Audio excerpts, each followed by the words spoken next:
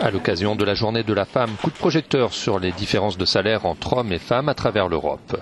Prenons d'abord l'exemple du Royaume-Uni où les salariés, avec un E, ont en quelque sorte travaillé pour rien depuis le début de l'année.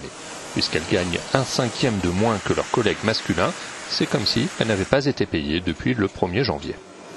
Il y a un grand problème pour les femmes dans ce pays parce que cela fait 100 ans qu'elles ont obtenu le droit de vote, en tout cas une partie des femmes. Cela fait un siècle et depuis nous avons vu des générations de femmes descendre dans les rues pour demander l'égalité. Nous avons une femme Premier ministre et nous aimerions qu'elle s'implique pour réduire le fossé très large qui existe au niveau des salaires au Royaume-Uni.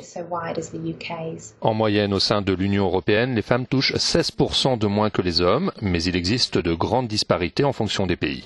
Le plus mauvais élève, c'est l'Estonie, où l'écart de salaire dépasse les 25%. La situation est à peine meilleure en République tchèque, en Allemagne et on l'a vu au Royaume-Uni. A contrario, les pays les moins inégalitaires sont la Roumanie, l'Italie et le Luxembourg, avec à peine plus de 5% de différence.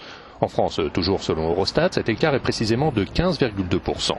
Inacceptable pour le gouvernement qui prévoit de taxer les grandes entreprises où la donne n'aurait pas changé d'ici à 2022.